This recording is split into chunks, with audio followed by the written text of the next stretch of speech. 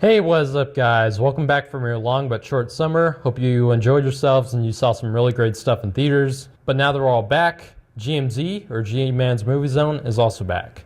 In case you don't know, this is a show where we discuss stuff all about films, what's coming out in theaters every weekend, what I personally recommend you see, and what movies I recommend you buy on DVD or Blu-ray. So, let's get into the zone. This weekend releases.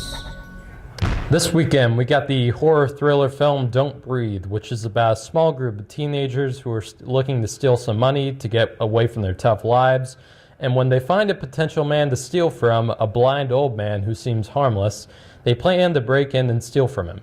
But what they don't know is that the blind old man, who seemed not very threatening, is a lot more devious and harmful than they thought, leading to a very tense game of cat and mouse with the main characters trying to get away from their blind enemy. And we also have two other smaller films that are pretty under the radar: Hands of Stone, which is a boxing drama starring Robert De Niro as a trainer, and Mechanic Resurrection, the sequel to the 2011 action film with Jason Statham.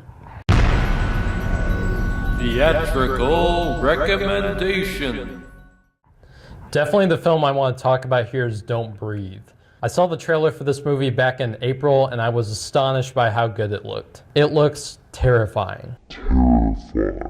Not only is it directed by the guy who gave us the Evil Dead reboot, which I thought was a pretty entertaining movie in its own right, but the concept of Don't Breathe really drew me in. The idea of a blind guy as the villain doesn't seem that scary, but the ingenious casting of Stephen Lang, who you may remember as the general from Avatar, really made that idea scary. And the tension here looks impeccable. Just watch this clip from the trailer to get what I mean.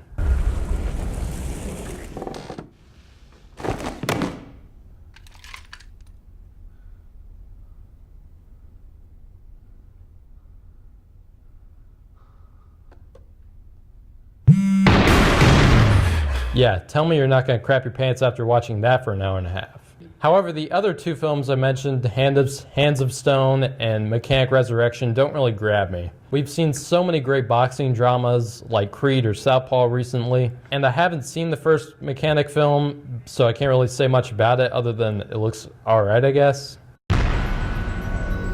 Home video recommendation. And this week we have The Nice Guys, which was one of the best movies I've made this year, along with Civil War. It had great dialogue, great chemistry between Russell Crowe and Ryan Gosling, and it actually had a very interesting mystery to it. And we also have The Huntsman Winter's War, the spinoff of the Snow White and the Huntsman, which I never saw and don't really care to see, honestly. But it does have three pretty awesome actresses like Jessica Chastain, Emily Blunt, and Charlize Theron, so I guess that's cool.